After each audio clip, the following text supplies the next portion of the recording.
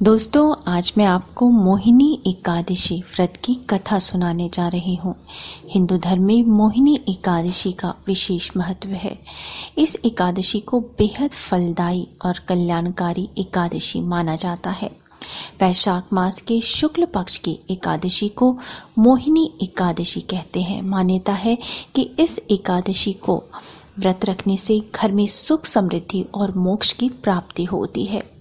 माता सीता के विरह से पीड़ित भगवान श्री राम और महाभारत काल में युधिष्ठिर ने भी अपने दुखों से छुटकारा पाने के लिए इस एकादशी का व्रत रखा था। एकादशी व्रत की कथा सुनने से पूर्व आंखें बंद करके भगवान विष्णु का ध्यान करें। ओम नमो भगवते वासुदेवाय मंत्र का उच्चारण करें और भक्ति भावना से श्रद्धा पूर्वक कथा का श्रवण करें। ओम नमो भगवते वासुदेवाय।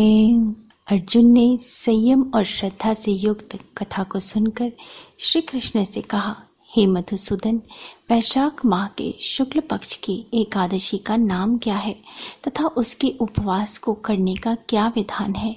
कृपया कर यह सब मुझसे विस्तार पूर्वक बताइए।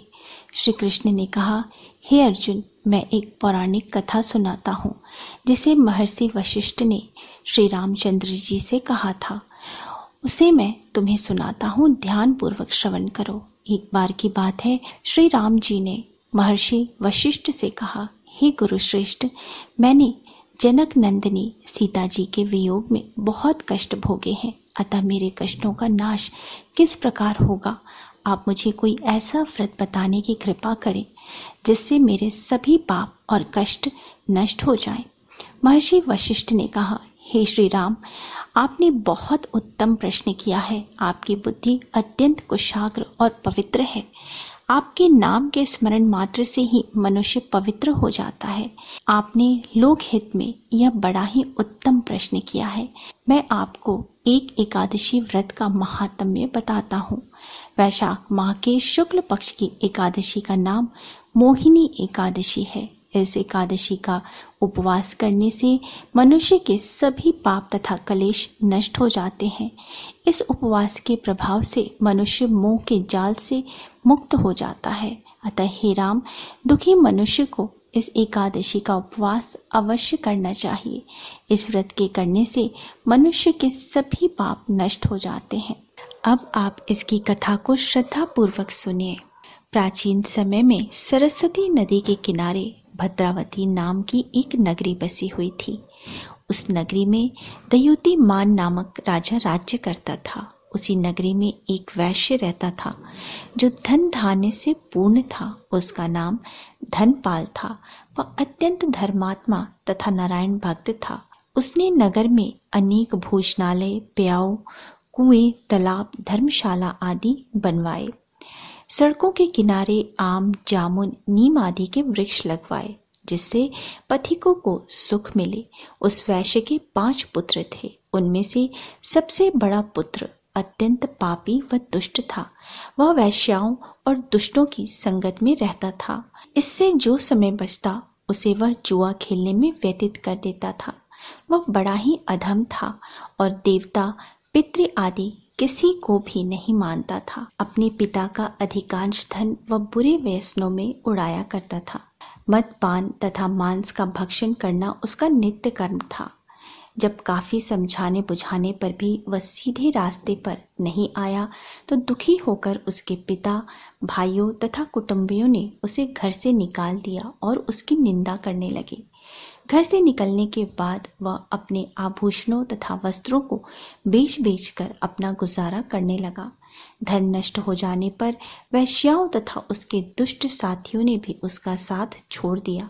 अब वह भूख प्यास से व्यथित हो गया तो उसने चोरी करने का विचार किया और रात्रि में चोरी करके अपना पेट पालने लगा। लेकिन एक दिन वह पकड़ा गया, किंतु सिपाहियों ने वैश्य का पुत्र जानकर उसे छोड़ दिया।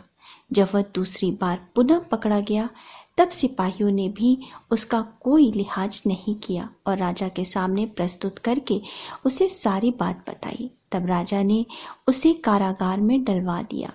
कारागार में राजा के आदेश से उसे बहुत कष्ट दिया गया।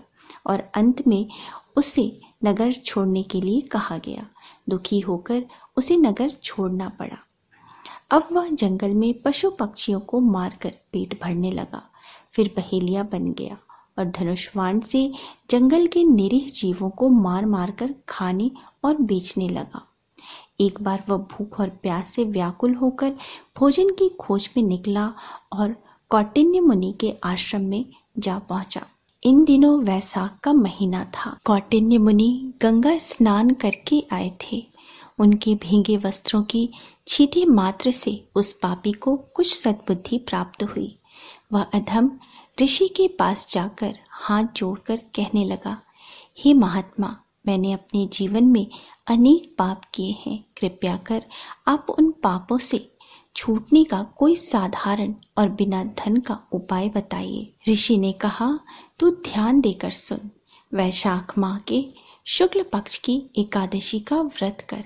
इस एकादशी का नाम मोहिनी एकादशी है। इसका उपवास करने से तेरे सभी पाप नष्ट हो जाएंगे। ऋषि के वचनों को सुनकर वह बहुत प्रसन्न हुआ और उनकी बताई हुई विधि के अनुसार उसने मोहिनी एकादशी का व्रत किया। हे श्री राम, इस व्रत के प्रभाव से उसके सभी पाप नष्ट हो गए और अंत में वह गरुड़ पर सवार हो विष्णु लोक को गया। संसार में इस व्रत से उत्तम दूसरा कोई व्रत नहीं है। इसके महात्म्य के श्रवण व पठन से जो पुण्य प्राप्त होता है वह पुण्य 1,000 गौदान के पुण्य के बराबर होता है। प्राणी को सदैव संतों का संग करना चाहिए। संतों की संगत से मनुष्य को न केवल सद्बुद्धि प्राप्त होती है अपितु उसके जीवन का उद्धार हो जाता है। पापियों की संगत प्राणी को नरक में ले जाती है। इस प्रकार दोस्तों, वैशाख शुक्ल पक्ष की एकादशी मोहिनी एकादशी की महत्ता स्वयं भगवान श्री कृष्ण ने अर्जुन को बताई थी। ओम नमो भगवते वासुदेवाय। सभी जन मिल के बोलो जय लक्ष्मी नारायण। अगर आपको मेरा आज का वीडियो पसंद आया है तो वीडियो को लाइक कर दीजिए, फैमिली एंड फ्रेंड्स के साथ शेयर कर दीजिए और मेरे चैनल को सब्सक्राइब करना मत भूलिए। मिलते हैं अगली वीडियो में। तब तक के लिए स्वस्थ रहिए, सुरक्षित रहिए। जय माता दी।